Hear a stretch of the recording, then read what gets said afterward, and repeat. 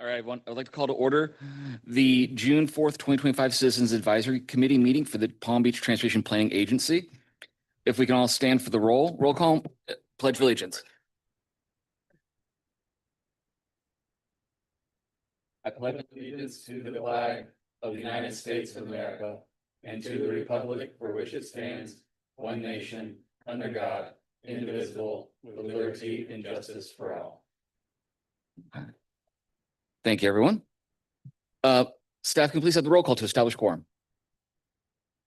At this time, I'm only asking those CAC members attending in person to respond by saying here when I call your name. I want to remind you to unmute your microphones by pushing the button on the base prior to responding. Lily Charlotte Landstrom. Aquanette Tyson Thomas is absent. Kate Layden. James Garvin. Here. Johnny Teesh. Here. Tay Gaines. Here. Paula Ryan is absent. Jim Knight. Here. Lauren Steve. The light's not. Oh, here we go. Here. Thank you. Cheryl Murente. Vijay Mishra. Here. Michael Cuervis. Here. Myron Uman. Here. James Lafferty. Here. Greg Fagan. Here. Albert Richwagon. Here. Windang is absent. Alexander Freeman. Here. Lisette Hilton. Thank you. We have a quorum. All right. Thank you very much, Ruth. Staff, are there any modifications to the agenda? No, Mr. Chair. Are there any changes to the minutes from last meeting? If not, can I have a motion to adopt the minutes as presented? So move. Second. All right. All in favor? I'm sorry. Can you clarify who made the motion? Alex Freeman. Alex Freeman, thank Alex, you. seconded by Vijay. Thank you. Is there any discussion? Seeing none, all in favor? Aye. Aye. Any opposed? Nope. Minutes passed. Thank you. Instructions on how to provide public comment are included in the agenda. Staff have received any journal comments from the public. No, Mr. Chair. All right. Thank you very much. As a reminder, for action items on the agenda, there are conflict of interest forms available if needed. I'd like to also take a moment and welcome a couple of new members to the Citizens Advisory Committee. We have James Lafferty, representing Royal Palm Beach, Michael Cuevas, representing the city of West Palm Beach, and Lauren Steve from Palm Beach County District 6. So I would love for you all to take a moment and introduce yourself and what brings you to the TPA. So Michael, if you care. Hello, and thank you. I've lived in downtown West Palm Beach for 15 years now. I do real estate by profession. I've been involved in the Downtown Neighborhood Association, served as president for maybe 6 years. I also served on the Downtown Action Committee for West Palm Beach. So I just like to contribute to the city I live in and love and want to see things better, not just for West Palm Beach, but for Palm Beach County as a whole. So yeah, that's about it. Thank you. Thank you, Michael. Lauren? Good afternoon. I'm a Palm Beach County native, but left for college and work. My husband and I moved back in 2023 to be closer to family. I was just catching up with Johnny. His wife was my 6th and 7th grade teacher, so that was nice. My professional background is in public and nonprofit sector communications, and so I've done quite a bit of work with mass transit agencies and transportation planning agencies in other parts of the state. But moving back here was just looking for community involvement opportunities. And when I saw that the opportunity was available to represent District 6, I'm a Wellington resident, I jumped at the chance. So thank you for having me. And James? Yes, hi. I've been a resident of Royal Palm Beach for about 8-9 years now. I originally came from New Jersey. My background there was working in the municipal field. And I've been doing that for about 43 years. So when the mayor of Royal Palm Beach asked me to do this, I said, sure, why not? I'd get back into it again. That sounds like a good plan. So I'm happy to be here. Well, we're happy to have you, James, Lauren, and Michael. Welcome, and appreciate your involvement and your commitment to the opportunity. So thank you all very much. At this time, I'd like to invite any other CAC member comments on items not already on the agenda. I'd just like to say, welcome. Yeah. We're happy to have a big board. Yes. No, it's wonderful to have so few vacancies. Myron, I just would like to apologize for wearing a hat. My doctor says I have to wear a hat indoors and outside. My scalp is being treated with something that's very sensitive to light, so sorry about that. My mother raised me differently. understandable, Myron. Albert, Hi, welcome to the new board members. I have a question for staff. Is there any progress on what's going to happen in the town of Gulfstream with them denying the sharrows and the road signs that were projected to be put up there by Florida Department of Transportation after the 3 deaths over the summer? Yes, DOT initiated a safety study for all of the 1A corridor. We haven't heard about who's leading that study in terms of consultant team, but I'll reach out to the DOT safety contact and project manager and get that information to you, Albert. Thank you. any other comments from the committee? All right, seeing none. I'd like to invite Matthew Massa to provide an update with the CAC liaisons report. Matthew? Good afternoon, committee members. I wanted to welcome everyone who's new to the board. It's great to have you. You'll see that you have a bag from the TPA that has some free little gifts and items to kind of welcome you in and provide you some information. So feel free to take a look and use your reusable water bottles and little gifts. Moving on to the report, though, tomorrow we're actually having a Vision Zero Action Plan update workshop right here at the TPA. We encourage everyone to come at 9 a.m. when the doors open. There is an online option if available, if you can't make it in person, but we do encourage everyone to come in and talk to staff and learn about the action plan update. On Friday, we're also having a workshop on transit-oriented communities.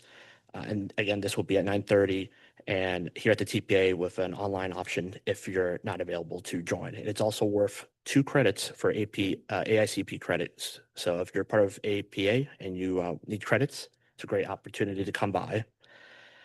Safe Streets for All grants, the U.S. Department of Transportation's Safe Streets for All grants application deadline is June 26th.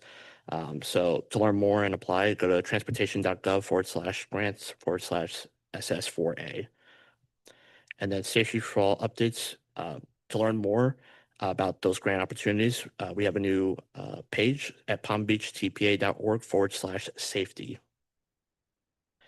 And then, of course, to get involved, feel free to find updates, upcoming TPA events and workshops at palmbeachtpa.org/events. We encourage everyone, including our new members, to sign up for our newsletter. You can sign up to stay informed of TPA news, transportation news, local news at palmbeachtpa.org/newsletter. We provide a lot of weekly updates on construction, events, workshops. So we try to include all the communities. It's a great way to stay informed with the TPA. And then for other resources that we provide, such as mapping applications, the TIP, and everything else, we encourage you to visit palmbeachtpa.org/resources for additional information. I'm also the person to take care of a lot of our applications. So if you ever have questions about our tools and resources, feel free to reach out directly to me. Thank you very much. Staff, are there any public comments on this item? No, Mr. Chair. Do any committee members have any comments or questions for the liaisons report? All right. We have an action item this month, and I would like to invite Andrew Euler, Deputy Director of Programs, to present on the draft fiscal year 2026-2030 Transportation Improvement Program. Andrew?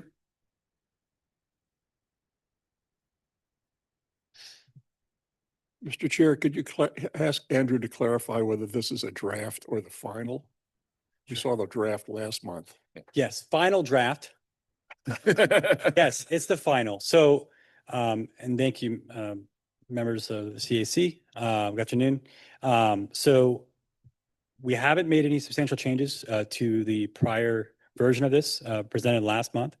It is still in draft form as it reaches all the way to the final adoption by the governing board. But yes, it's basically in the final form.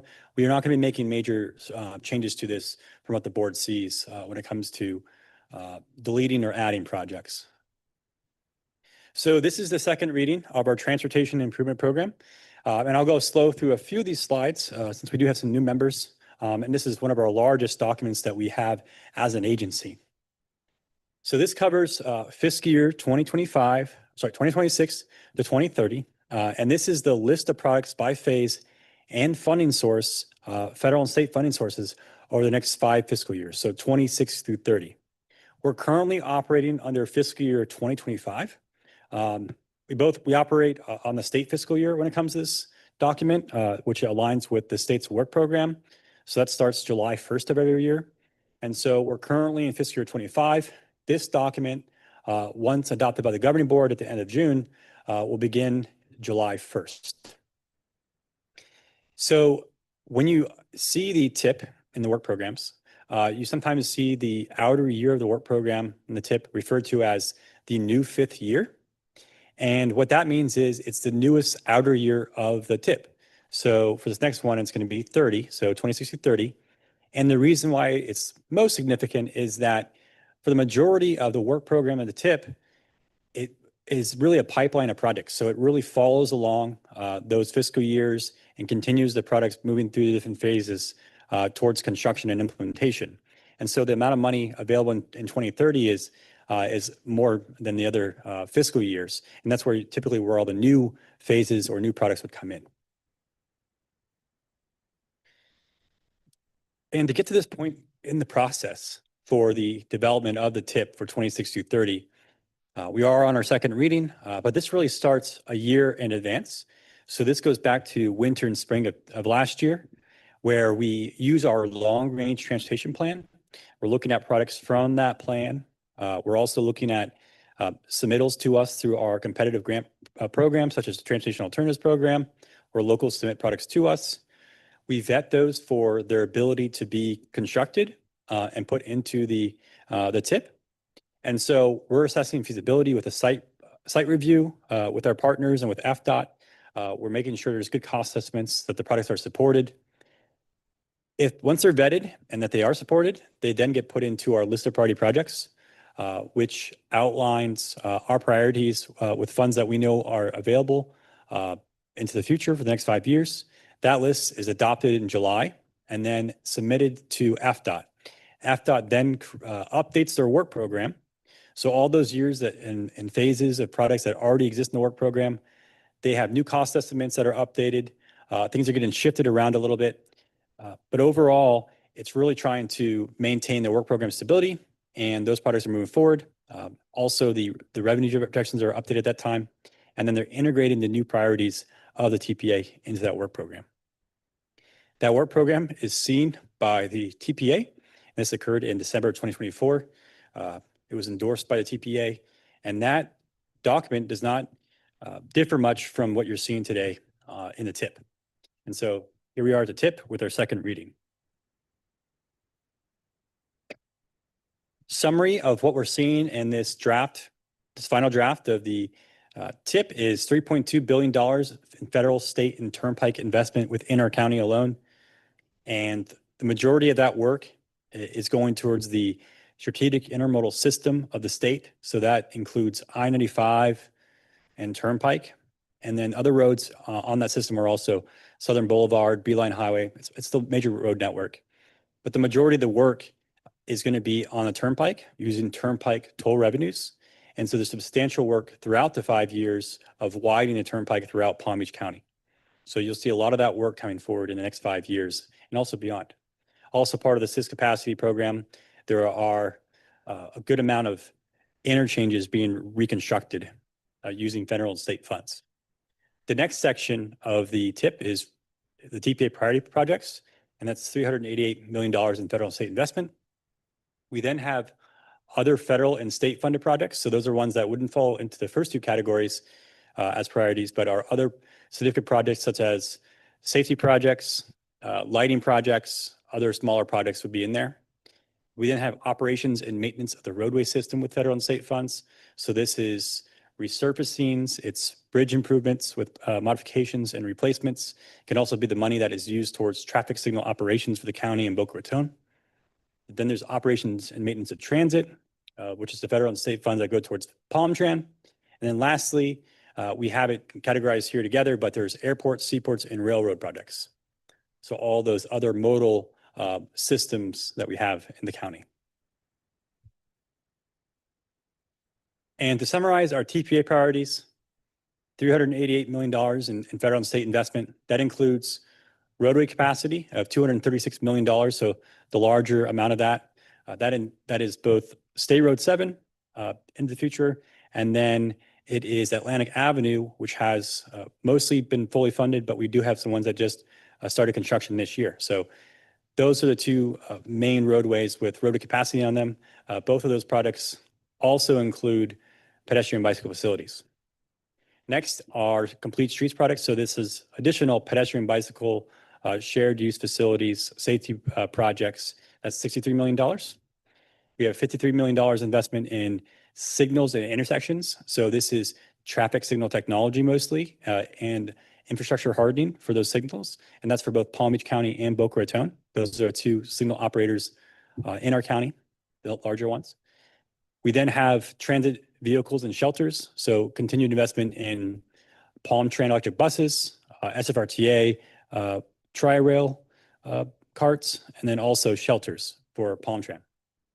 And there's $4 million in standalone lighting and safety improvements. So $388 million towards TPA priorities. This is my final slide for you. This is sort of where we're at now. So review has been open since April 30th, still on the website for public comment and review up till the governing board meeting. It was presented in May. And we're seeking a recommendation today from the committees, advisory committees, and then governing board will adopt on June 26th. And since our last meeting, we've made some edits to projects, mostly in the descriptions, to clarify the project descriptions, updated our online mapping. So that's up and running, and most of them should be by map by now. And yeah, so we can take any questions related to this, and today is an action item. Thank you, Andrew.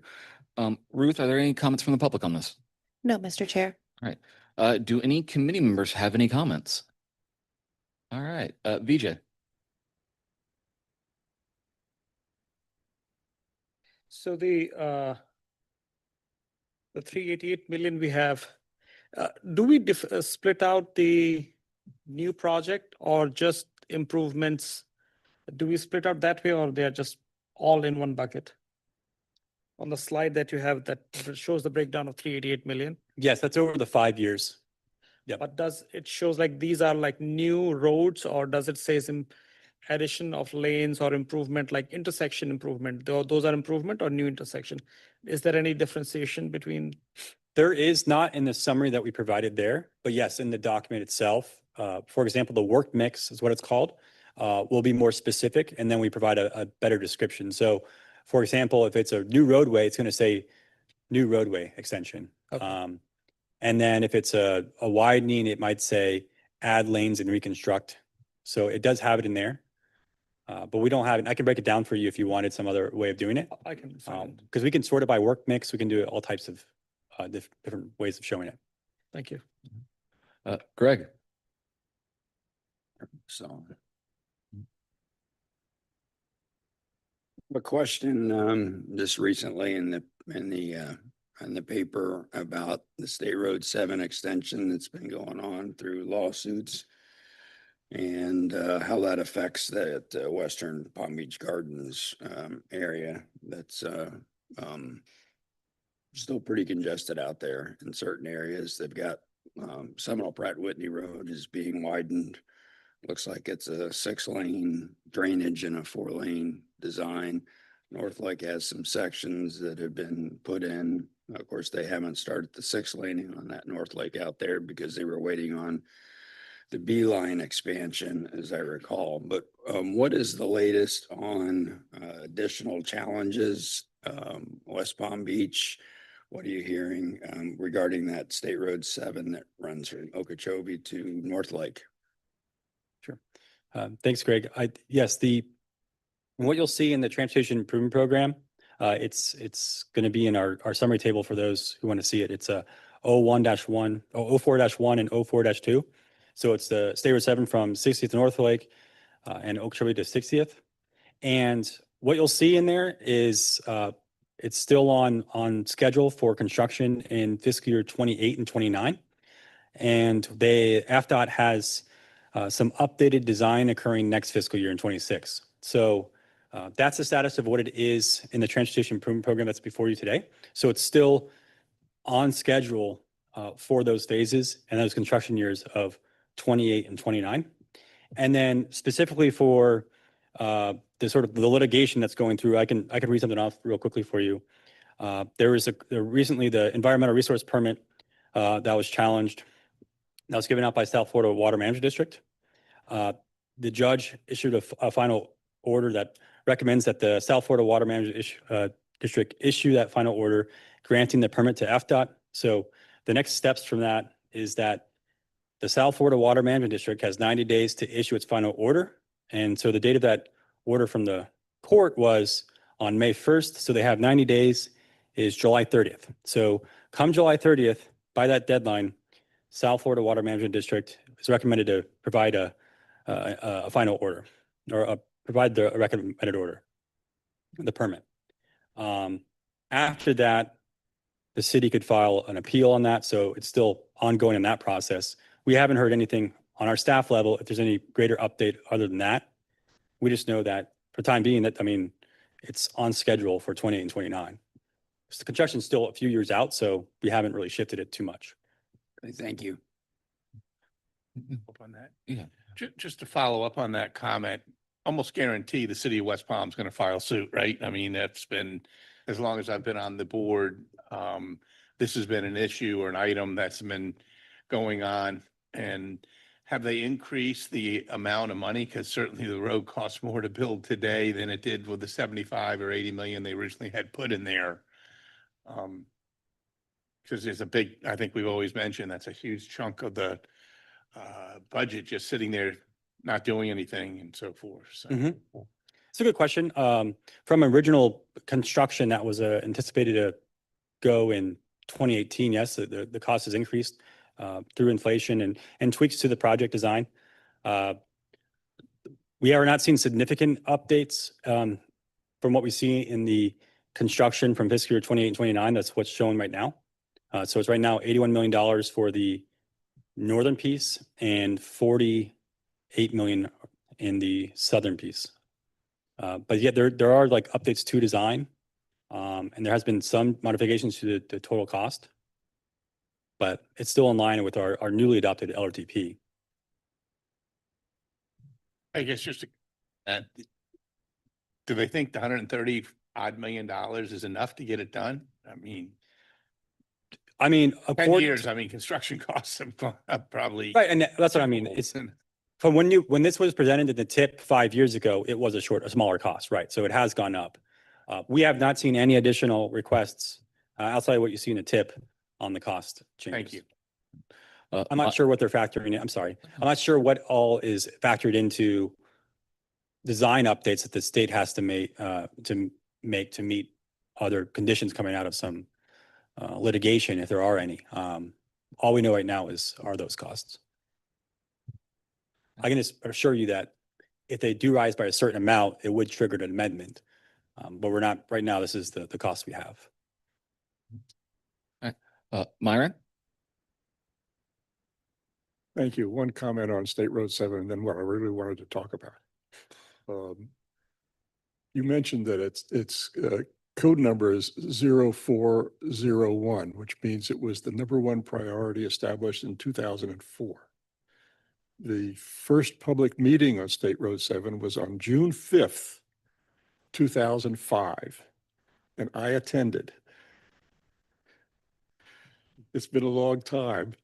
And as I told one of my colleagues, I hope it's resolved one way or the other while I'm still alive. I just wanted to follow up on VJ's comment about the next year. I think it would be useful. You have a $388 million for the TIP priorities. What fraction of that is the new year? And how does that 388 compare with what the TIP last year's tip number was. In other words, are the funds available or funds being committed or at least budgeted to tip priority projects increasing, decreasing, the same? What? Yeah. I think that would be useful for us to know. And that's something we can provide. Yep. We provide glimpses of that in the prior presentation, and it's in a document, but having that as a presentation and noting that will be helpful, and we can make a note of that. Thank you. Any other comments from the CAC? Johnny? I'm not sure if I'm in the right place here or not, but Lake Worth Road, is that one of our projects? Yes, there's been, if you're referring to the one that is under construction and may be open now on Lake Worth Road that has separated bike lanes. Yes. That one was a project in the prior tips, and it may be a little bit in the current tip. It's not in this tip because it's already under construction and almost done. Yep. Just a comment. The design of it, we're having a problem with accidents. The concrete that they put in to divide out the bike lane, it's a vertical concrete barrier. It's a very narrow spot there, and the cars are hitting it, blowing out tires, running over if there's a bike coming. And out on Sandsbury, they did one, and it's a completely different, it rolls down. It doesn't have that direct flare. And I'm just wondering,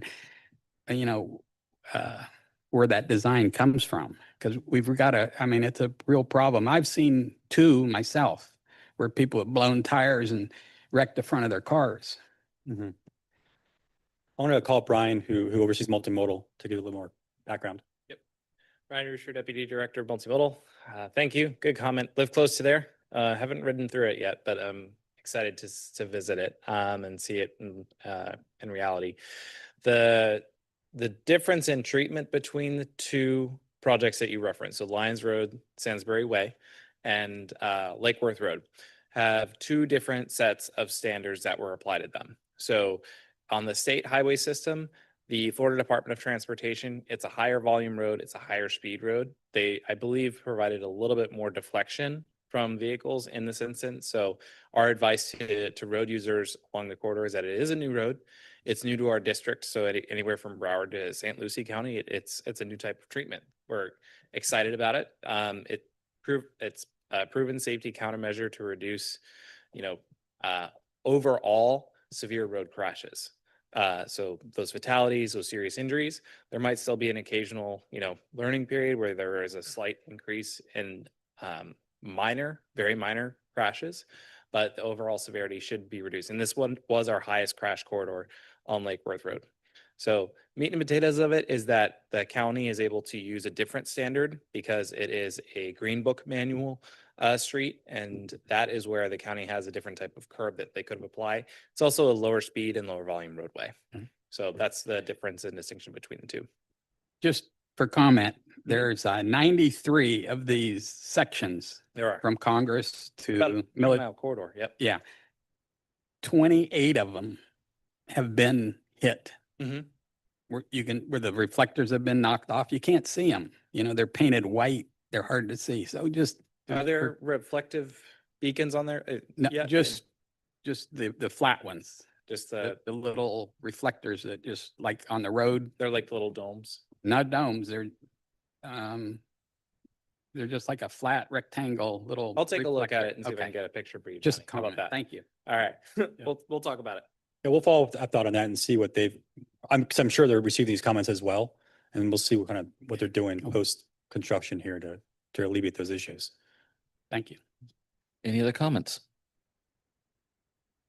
James? Yeah, I just had a quick question about the Route 7 expansion just north of Okeechobee. I've had some questions from the people who live in Port of Sol right over there. With the expansion, right now, the noise is pretty intense in that community. There's 500 homes there.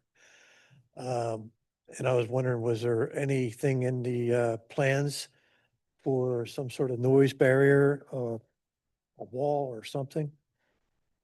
It's a good question. I'll follow up with our product manager on that one to see if the noise study was complete for that one, or if there's one coming up, or if it's already occurred.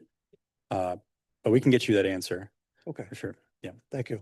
And I know there's resources online when it comes to the process involved with that, but we can get a direct formal response from the product manager. Okay, I thank think you. I can answer that question. The only noise barriers on the road from Okeechobee to North Lake are in front of the Ibis Reserve Apartments just south of North Lake Boulevard. Right. They've done they did all the noise studies years ago. Yeah, so I'll follow up with that, those studies to see, if there's anything else Okay, that you may need. Yeah. thank you. All right. Any other comments from the committee? Jim. I didn't mean to talk all the time here. Just, you mentioned something about Atlantic Avenue and some of the stuff was funded, some wasn't. Wasn't sure exactly what those changes were. My apologies. Yes, I didn't articulate that well. What I meant to say was that there's portions of Atlantic, the portion to the west from State Road 7 to Lyons. Yep, it should be under construction now. Yeah, it is. They're working on moving. I haven't the been canal. down there, but Yeah, they're working on moving the canal right now. The Lakeport Drainage District Canal to the south. And then I think the next piece was Lyons into Cumberland, if I recall correctly. correct. And that's going to be in fiscal year 29. And then the next section after that is Cumberland to Jog, also in 29. And do they So- have any, I know they update, I'm actually going to be down at DOT tomorrow and I'll ask some of the people down there, but any new updates when the first section's supposed to be finished? I can get you a anticipated construction end date by the end of this meeting. It's going to take Wow, me a that- second to research that. Thank you. I mean, the website has the amount of days remaining on a contract. So we can pull that number. Hopefully it'll stay generally accurate, but Yeah, it's moved a couple of times as construction always does, right? So, Yeah. Thank you. Myron? I'd like to explain my vote coming up, if it's okay. If that's okay? Sure. I'm obliged by my principle to vote no. It's been the consistent position of the city of West Palm Beach for 20 years that this road should not be built. The city is consistent.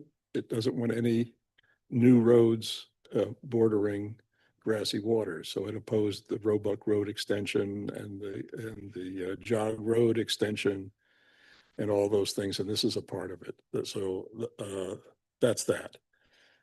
I have to tell you that I'm an engineer by training.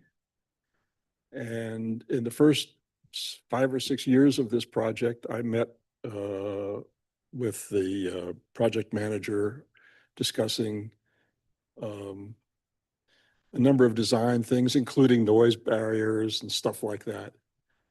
And my conclusion about this is that the parts of this road are going to be unsafe.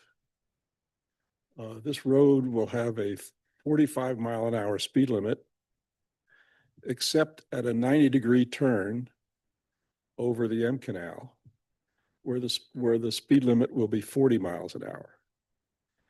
And for those of us who live out in the western communities, and we know that vehicles rarely go the speed limit, and the road will not be lit. So it'll be a dark road, about a mile. This bridge, the 90-degree turn, is 2 miles from the last light in one direction and 1 mile from the last light in the other direction. And I fear that this is a problem. I mean, this is my personal opinion as an engineer. My vote will be that required of me. Thank you. All right. Hearing no further, is there any further discussion? All right, seeing none, may I have a motion and a second? Motion by Albert, second by? Second by Greg. We're gonna do a roll call. You don't have to unless you would like to. All right, we'll do a, all opposed, all in. All right, roll call's been requested. Ruth? Kate Layden, Yes. James Garvin, Yes. Johnny Teach, Yes. Tay Gaines, Yes. Jim Knight, Yes. Lauren Steve, Abstain. Vijay Mishra, Yes. Michael Cuervas, Abstain. Myra Newman, No. James Lafferty, Abstain.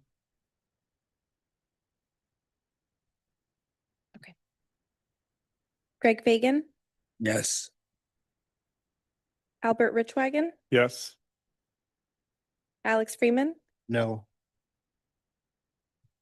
Okay, that's all. So just a point of clarification for the ones abstaining. The abstains meant to be for ones that have a conflict of interest. So if you do not have a conflict of interest, it's recommended that you have a yes or no vote.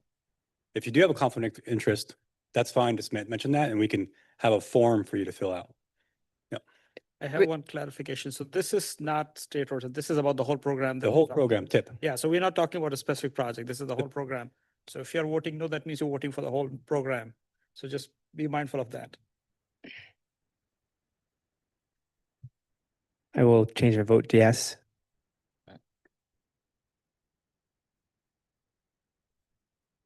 I'll change to yes as well. I'll change mine to yes.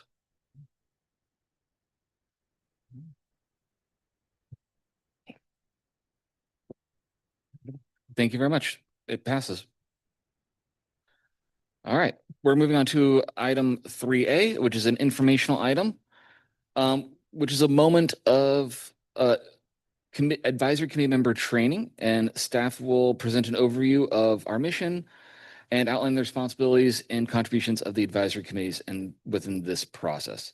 Andrew, floor is yours. Great, thank you again. And just one update, that date for Atlantic Avenue, April 30th, 2028 for construction completion. We actually had it 30 seconds after I mentioned that, but we wanted to wait. Okay, so this is going to be an overview training, high level about the Transportation Planning Agency and what we do here as an agency, what the CAC does, sort of our origins as an agency, as a metropolitan planning organization, and then some resources out there.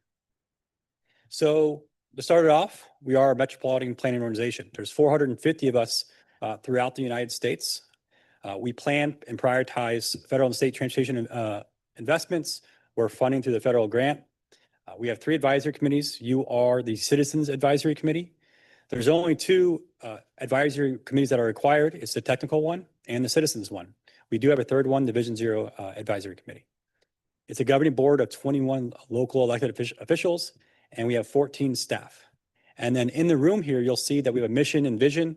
Our mission is to collaboratively plan, prioritize, and fund transportation with the key on collaboration, and then a vision of a safe, efficient, and connected multimodal transportation system.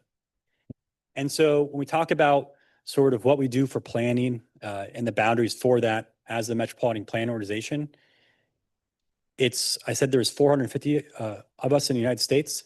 It's actually a federal requirement to have them for urbanized areas over 50,000 population. Us being over 50,000, more in the millions, we have one here at Palm Beach TPA. Our boundaries, we do plan for the entirety of the county, but a lot of our focus is really on the urbanized area. And that's really where that designation originally came from. And so the direct money that we have to prioritize is meant to be spent within the urbanized areas. But we do plan for the entirety of the county, and we do approve federal and state funds for the entirety of the county. And that's what you just approved in that transportation improvement program. We have a 25-year transportation horizon in our long-range transportation plan.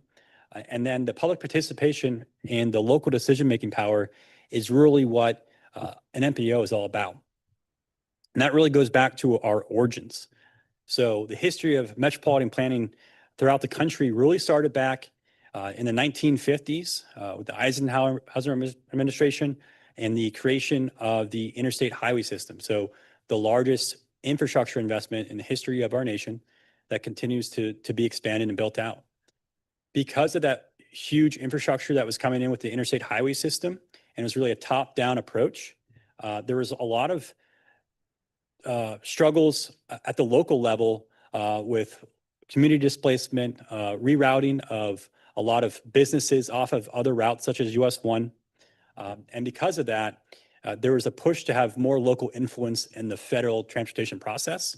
And that's where MPOs came in. So in 1962 Federal Aid Highway Act, it really set in stone regional transportation efforts to make sure there's local collaboration in that process. In 1973, we then had more of an authority with the official MPOs for all areas above 50,000 people. And then our agency specifically, 1977, we had our first governing board meeting and our year 2000 plan was released. So we're now on the 2050 plan. So 30 years ago, a plan for 2000. Since then, we've had multiple other federal authorizations come through, major bills at the federal level that really tweaked what we do as an agency with different requirements, different parts of the planning process that gets added or taken out every few years. Our most recent one is from 2021 called the Infrastructure Investment and Jobs Act, the IIJA. And then we're up for reauthorization for a new federal bill in 2026. So through all that time, we have tweaked what we do as an MPO when it comes to some of the requirements, but really our mission stays the same with that collaborative effort dating back to our original existence as an MPO. And specifically for our urbanized area and region, we are a large county and a large region, 39 municipalities, lots of different transportation facility owners. So we have the county and AFDOT with the major amount of the roadway network within our county. We have our transit partners, Palm Tran, Tri-Rail, Port of Palm Beach, the airport. We have our regional planning councils as well.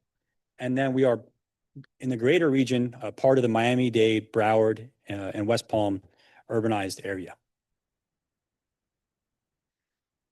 Our board is 21 locally elected officials.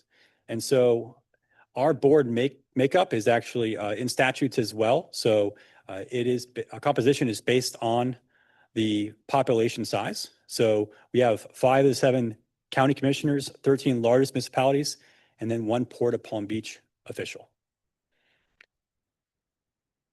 Our advisory committees, plus our TDLCB, again, we have those 3 committees. We have a technical advisory committee who does technical work, engineers and planners, get more in specifics on that. And then the CAC, you all, with that citizens lens on transportation. We have a Vision Zero advisory committee. This one's not required by statutes, but we have one that focuses more on our Vision Zero efforts and our action plan, and then safety as a whole. And then we also do the Transportation Disadvantaged Local Coordinated Board for Palm Tran. So that evaluates the plans for local prepared transit service. All of these committees, because they are, although they're advisory in nature, they are ones that are public committees, and they are subject to Florida Sunshine Law. And I wanted to mention that we do have our handbook that's on our website at your webpage at palmbeachtpa.org/CAC. And we have our operating procedures that really lays out how we operate with these committees.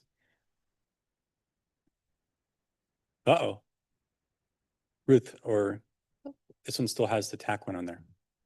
Oh, I'm sorry. Yep. I had that one, had the other one. That's okay, though. Are you able to fix that one? Maybe Maybe. change it to. Okay, you can do that.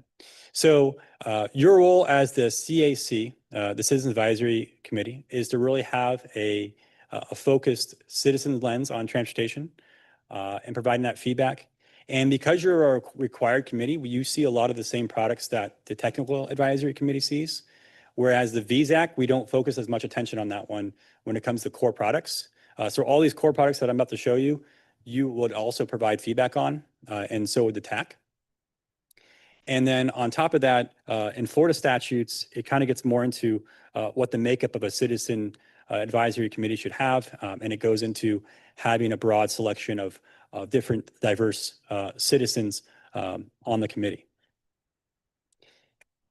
And I'll keep going forward into MPO products and we can come back to the CAC a little bit more. But for MPO core products, we have 4 main ones I wanted to discuss. It's our Unified Planning Work Program, our Long Range Transportation Plan, our Transportation Improvement Program, and then our Public Participation Plan. All 4 of these are ones that every MPO throughout the country adopts. These are all ones that are reviewed by FDOT, but more importantly, FHWA and FTA. And that first one is the Unified Planning Work Program. And they all have acronyms. So we have acronyms for everything. This is the UPWP.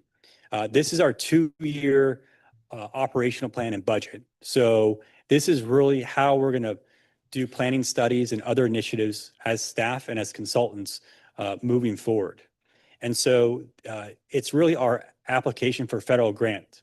So we work on a reimbursement basis. So this plan outlines the tasks of our budget and funding sources for planning services, as well as the staff and consultants who are going to do it, what the deliverables are, and then also completion dates. This is approved by FHWA and FDOT. And then the beginning of the fiscal year, once they've approved that, we have then the ability to start doing those initiatives and seeking reimbursement for that. And we do that with progress reports monthly. Next is the Long Range Transportation Plan, 25-year planning horizon. We just adopted an updated version of this in December of 2024, so this past year. This document has a major update every 5 years. That's because we have a lot of big data initiatives and other regional coordination that gets put into this document. But we do have this as a living document. So this is required to be consistent with federal requirements and then consistent with the TIP at all times. And in this document, you'll see goals, objectives, and performance measures. Many of those are ones that came out of those federal bills that I pointed out earlier. So every few years you get new federal bills. Sometimes you get new requirements on that. Recent example is performance measures. We have federal performance measures that were enacted in these past 2 transportation bills. This document also provides the growth and forecast development into the future. And with that, we assess the needs for all modes based on that growth and development. And then the last part of this is based on all the needs, we have priorities, and then we tie it to the forecast of revenue and funding. Those products from that long range plan then feed into the Transportation Improvement Program. And so that's the one that you just saw in this last action item. Again, that's fed from the LRTP. It goes into that list of priority projects, submitted to FDOT work program, and then you see the final outcome of that. This works very similarly to our Unified Planning Work Program, where that's our planning activities. These are all the projects. So FHWA also says, yes, it's shown correctly in the Transportation Improvement Program. It meets all the federal requirements. You can, FDOT or product manager, you can go and start spending the money and getting reimbursed for it. And then lastly, we have our Public Participation Plan, another required document. It's updated as needed, but we do typically do it before the LRTP, since that's a big effort. And in here, it really establishes how we reach out to the communities, what are going to be our required days of public review for each of our core products, and then other kind of methods that are into the future about how to get people involved. And then for regional coordination, I mentioned that we're part of the urbanized area for Palm Beach, Broward, and Miami-Dade. And so with that, we have our individual LRTPs, those long-range plans that they developed at the same time as we do. We then come together in this forum. It's the Southeast Florida Transportation Council. That makes a unified plan, and it pushes forward that unified vision together as a region. It's a little more strategic in nature, higher level with policy decisions, but it really brings our plans together. And then we also do our modeling as a region as well with CEF Tech. And in our region, we continue to grow. 33,000 people every year heading to our 3-county area. We in Palm Beach County are expected to grow by another 300,000 or so to 2050 to reach 1.8 million people. These are the most recent projections from UF out to 2050.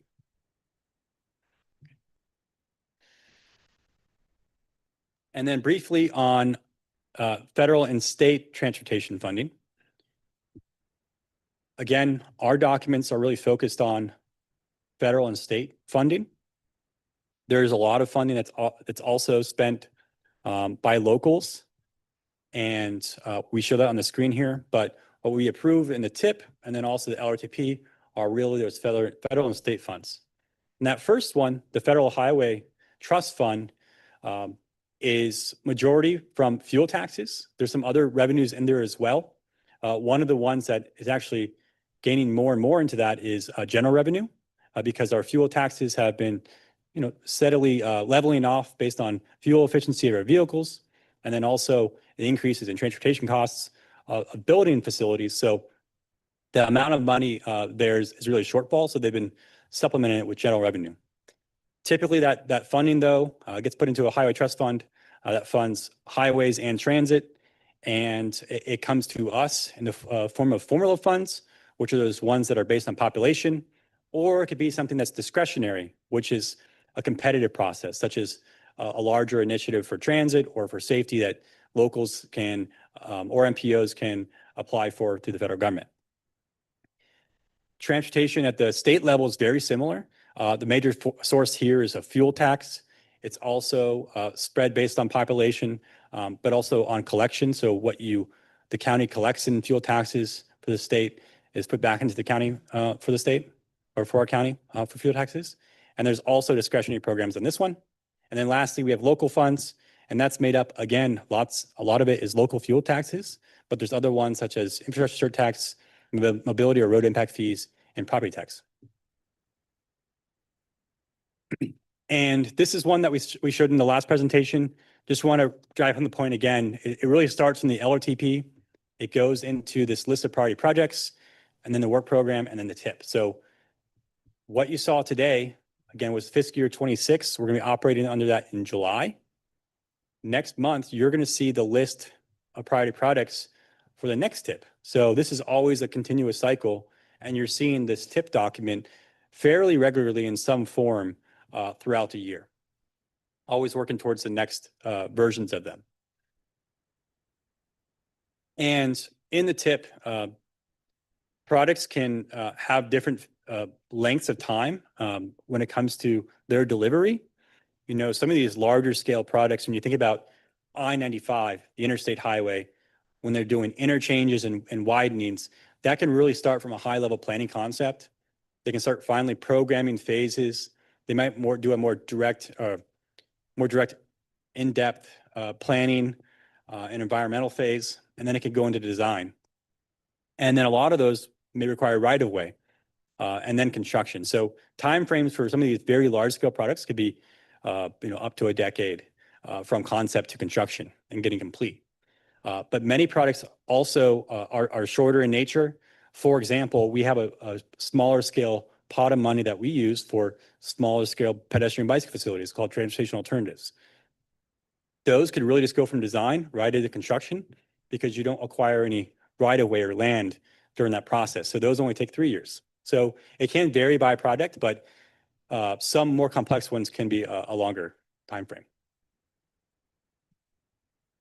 And this is my last slide for you. Hopefully it was a generally helpful overview for you all. You can always reach out to us to get some more information on items in your community if you want us to have the online map and show you how that works. We also have a lot of resources available on our website and our newsletter to sign up for, and then workshops and events that were mentioned during our liaison report. And I wanted to point out, and this is a good focus, is that, as the CAC members, you're really like advocates and champions in your own community. So if there's items out there that you are needing for your community resources that we can help you with, let us know. And then to be advocates in your own communities with walk bike audits or other events that we're putting on. If you're able to attend those as well, that's really what we're trying to focus on with the CAC. We've done walk bike audits in communities with members of Citizens Advisory, TAC, and the elected officials on those with FDOT and other roadway owners. So there's different ways to get involved throughout the year outside of just this meeting. And we'd like to push on that into the future and get you guys more involved in those ways. We do have 2 workshops coming up tomorrow and Friday. And again, there'll be other items throughout the year when it comes to tours, audits, walk bike audits, and other events. Okay, Thank you, Andrew. I think that's it. All right, are there any public comments on this? No, Mr. Chair. Any comments from the CAC? Greg? Yep. All right. 2 of us, so. All right. Seeing no comments, I appreciate it, Andrew. Thank you. It's wonderful to have a nice overview. Yep, thank you. And then you've already met have met Matthew Massa, so he is our liaison.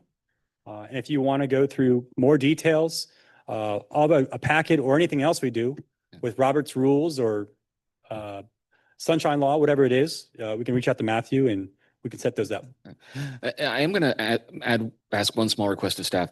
Is it possible that next month's meeting give like a 5-minute quick overview of how to use the mapping tool so we all know what we can look up, how to look it up, how to read it correctly?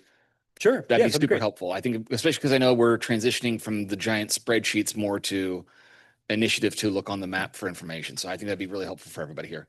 I think Matthew would appreciate it too because he spent a lot of time on it. So Yeah. we can have him do the presentation. Yeah, because I played with it and it's really cool. Some great tools, super useful, but I think a little demo would be appreciative.